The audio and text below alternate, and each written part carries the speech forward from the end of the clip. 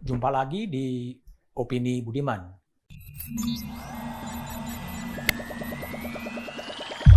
Panglima TNI Marskal Hadi Cahyanto akan pensiun pada bulan November 2021. Masih sekitar 3 bulan lagi.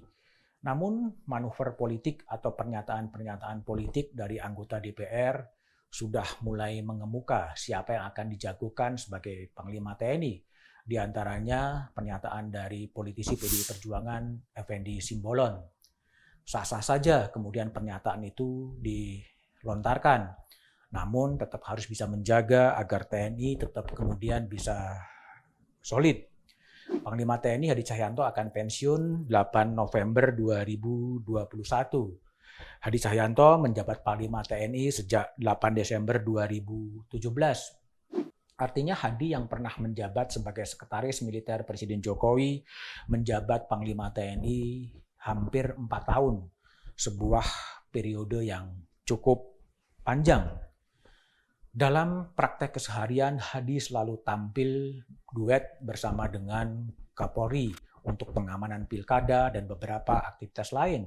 Dalam program vaksinasi, Hadi Cahyanto juga sering tampil di muka umum dengan Kapolri Jenderal Polisi Sigit Listio Prabowo untuk mempercepat proses gerakan vaksinasi. Dan itu yang juga bisa berkontribusi mempercepat program vaksinasi di Indonesia. Kekompakan inilah yang kemudian dilihat publik. Menjelang pergantian Panglima TNI, mulai terdengar suara-suara dari anggota DPR yang menunjukkan preferensi pilihannya. Tentunya dengan pertimbangan mereka sendiri. Sah-sah saja pernyataan-pernyataan politik itu, tapi jangan sampai kemudian mengganggu soliditas TNI.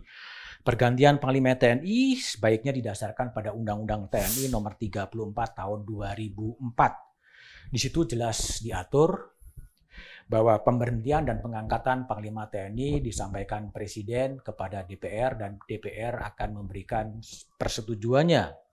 Dalam Undang-Undang TNI juga diatur bahwa jabatan Panglima TNI dapat dijabat secara bergantian oleh perwira tinggi TNI aktif dari masing-masing kepala staf angkatan.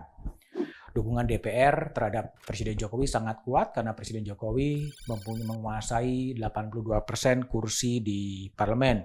Bagi DPR ada waktu 20 hari untuk menyatakan sikapnya terhadap usulan Presiden Jokowi soal Panglima TNI.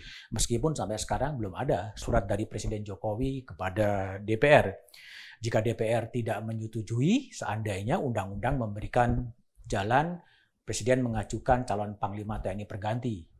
Namun tentunya secara real politik itu tidak mungkin terjadi karena mayoritas 82% dari kursi di DPR dikuasai oleh para pendukung Jokowi. Ada 3 nama calon Panglima TNI yang secara undang-undang memenuhi syarat. Yang pertama adalah KSAD Jenderal TNI Andika Perkasa, Kepala Staf Angkatan Laut Yudo Margono, dan Kepala Staf Angkatan Udara Fajar Prasetyo.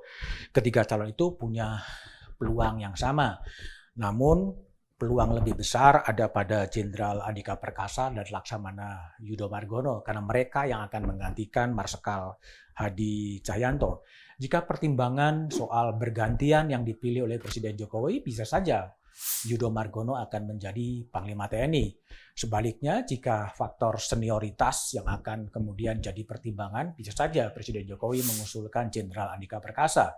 Meskipun Jenderal Andika Perkasa pada Desember 2022 akan pensiun.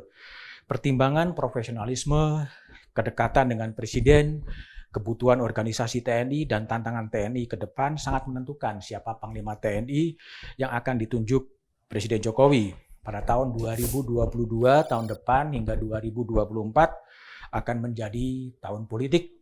Tahapan-tahapan pemilu akan dimulai di tahun 2022 dan itu membutuhkan soliditas dari anggota TNI. Sampai masa jabatan Presiden Jokowi berakhir 20 Oktober 2024, diperkirakan masih akan terjadi 2 kali pergantian Panglima TNI. Namun yang akan menjadi pertimbangan adalah kapan surat dari Presiden kepada DPR itu akan disampaikan.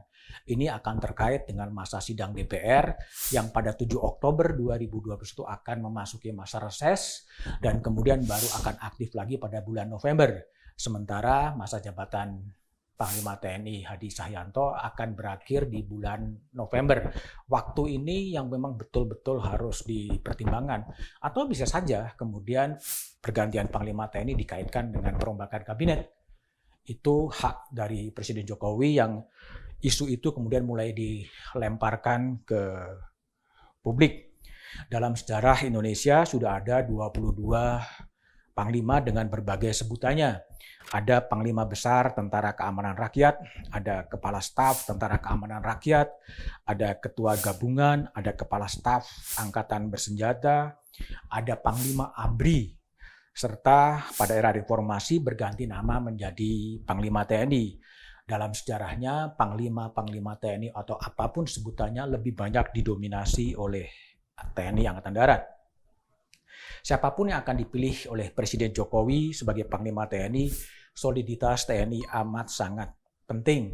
Tantangan bangsa ini masih sangat berat, pandemi belum berakhir, ekonomi belum pulih, ada perubahan geopolitik, ada ancaman cyber war dan terorisme. Itu adalah tantangan-tantangan yang harus dihadapi selain problem permajaan alutsista. Dalam perkembangannya, kekompakan TNI dan Polri menjadi penting untuk tetap menjaga negara kesatuan Republik Indonesia. Apapun yang terjadi, marilah kita sama tetap mencintai Indonesia.